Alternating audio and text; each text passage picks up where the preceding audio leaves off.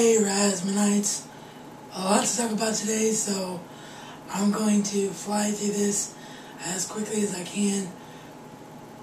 A few things before we jump into the episode. As you can see by the title, I do have news to share. For those of you that haven't liked me on Facebook yet, this is part of the reason why you need to do this, so that when I have news like this, you don't have to wait for a video to come out. Yours truly is now proudly the newest contributor to Geeky.com. Geeky.com, just as it says, is a site for all things geek. And two things have happened. One, and by the way, I do apologize if the camera is at somewhat of a weird angle. The tripod was giving me fits. I did the best I could. Two things have happened. One, I'm proud to announce that Geeky.com is now the official sponsor of the Razman's reality video show. So every ID that you now hear on the show will feature a plug for Geeky.com. And each show will now, after being uploaded to Mixcloud, be available via a post directly on Geeky.com. So you definitely want to support Geeky.com with all they're doing for me.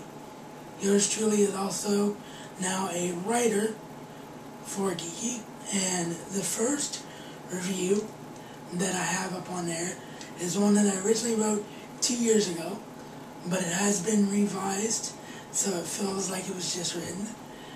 And it's a review for the Chris Jericho DVD set, Breaking the Code Behind the Walls of Chris Jericho. So visit Geeky.com for all of that info. I don't know if I can fit it all in the title. Those are in the description box, those two links. But if you want to go directly to them, simply go to my Facebook fan page. They're both posted directly on there. And lastly, I want to tell Clinton, Cynical44, that don't worry, dude, I did get your Blu-ray. Nothing happened to it. I didn't misspeak on Facebook. I just need to get this wrestling video out because A, it's about predictions and theories, and I want to get it out before the storyline progresses any further. And B, that's the other thing. Yours truly is the official wrestling personality of Geeky.com. So all these wrestling videos and any wrestling DVDs that I can write a review for, all that will also be going up on Geeky.com. So you'll have an embedded version of all wrestling videos on Geeky.com. So, yeah, Clinton's Blu-ray will be next. It is a Blu-ray. That's the only hint you'll get. That will be the next video. But now, as the title states, John Cena, a corporate champion, on the Razman's reality.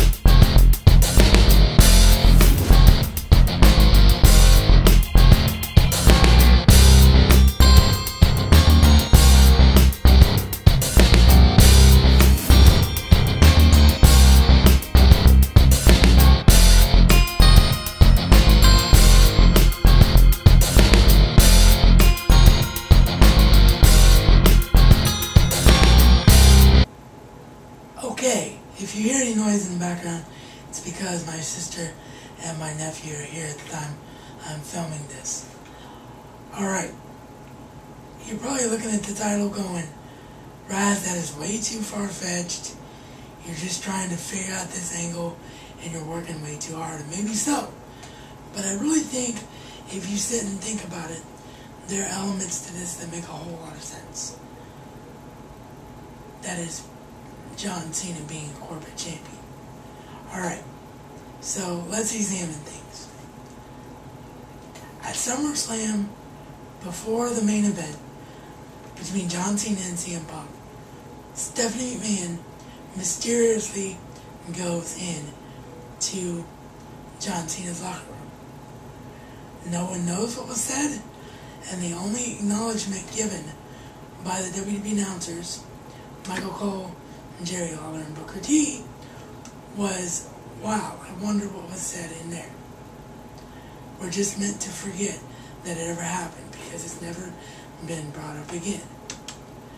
Then, as we all know, after CM Punk beats John Cena, Kevin Nash shows up out of nowhere and powerbombs him.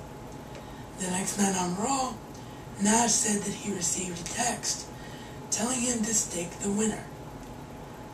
What if one of two things happened in John Cena's locker room at SummerSlam? One, Stephanie told Cena that they were going to ensure that Punk would win tonight to make Punk's life a living hell because of what Punk did to the WWE as a whole. They might not have agreed with Vince's decisions, and it might have been time for Triple H to take over, but they don't agree with what Punk did, and they don't want him to be rewarded for his actions and leaving the WWE with the championship. So Triple H was going to ensure that Punk would win, and therefore they were going to tell Nash to stick the winner. Or the other scenario is that Stephanie could have told John Cena, I think CM Punk is going to win tonight. I don't think you can beat CM Punk. We need an insurance policy. Or that second scenario also could have worked, with Cena himself saying to Stephanie, I don't think I can beat Punk. I need an insurance policy. All this is so that Stephanie would have taken Triple H's phone and texted Nash. Now, in order for this to work, it would mean the second of the two scenarios, where either Stephanie or Cena does it on their own. It would mean that Triple H was indeed completely out of the loop and isn't a part of this. And the reason that I think that could be happening is because of what we saw last week.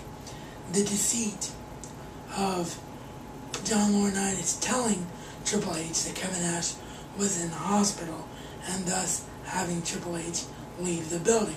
Then Nash shows up out of nowhere, interrupting the number one contenders match, telling CM Punk it's not over between the two of them yet. And this is where the real element to this prediction, this thought line of mine, comes into play. At Money in the Bank, John Cena punches out John Laurinaitis, telling Vince McMahon, we're not going to do it your way, we're going to do it my way. At the time, we all thought that my way was just a reference to John Cena wanting to be on the up and up and do things the right way. But what if my way meant that he knew the possibility of the chain reaction that could follow and Vince getting fired, and he just wanted CM Punk to beat him to help get Vince out of the way? Or we could have simply seen John Cena change his mind. Either one of those two things, I think, happened. Because at the number one contenders match on Raw, Cena took the victory. He blatantly saw Kevin Nash out there. He could have taken the same attitude. He could have let CM Punk deal with Kevin Nash. He could have yelled at Kevin Nash, help CM Punk get Kevin Nash out of the way, so the match would have continued between the two of them one-on-one. Instead, John Cena gave the AA to CM Punk and won the match. Now, some of you out there might be saying, that's what you're supposed to do when you're in a match. You're supposed to try and win it. That is true. You are supposed to try and win it but not if you're a stand-up, quote-unquote guy who sees outside interference and takes advantage of it. And the final piece of evidence to all this is if you listen to John Cena's promos lately, John Cena has been cutting promos much in the vein of CM Punk, where he's blurring the line between reality and fiction. The difference is John Cena's coming off as a bit of an asshole when he does it. Cena said in one of his promos that there's not anyone in the company that can stand up to him and go toe-to-toe with him other than CM Punk. It's a well-known fact that before CM Punk's push, no one could beat Super Cena. And Cena's character in the past has acknowledged the fact that he's Super Cena when needed. I think that's what he's doing here.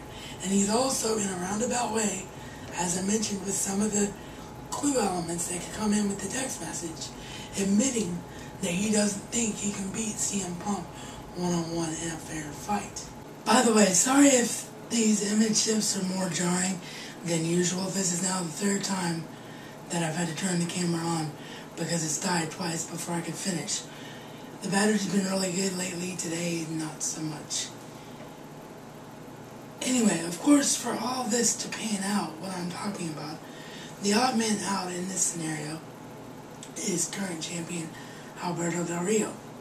But I really don't see that as an issue because either A, they could work it out with his heel persona and the way he only cares about what's best for him to be in league with the corporate crew and accept the fact that he's not going to be champion, but rather more like a high-end gun until they're ready to turn him face.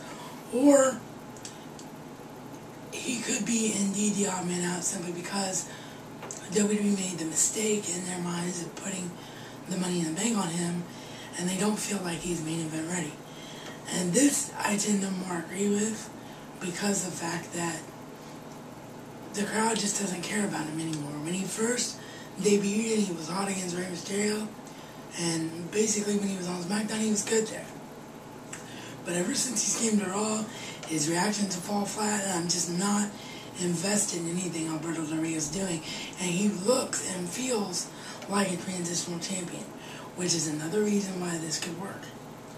And the final reason why a John Cena in league with the corporate persona would work is so that he has a more heelish type behavior. Remember, there's no such thing as heels or faces in today's wrestling, but he'd have more of a heelish type of behavior going into his feud with The Rock at WrestleMania this year. Just something for you all to think about. I'll leave video responses if you're watching this on YouTube. If you're watching it on geeky.com, thank you for the embedding, that is. Thank you for doing so. Comments.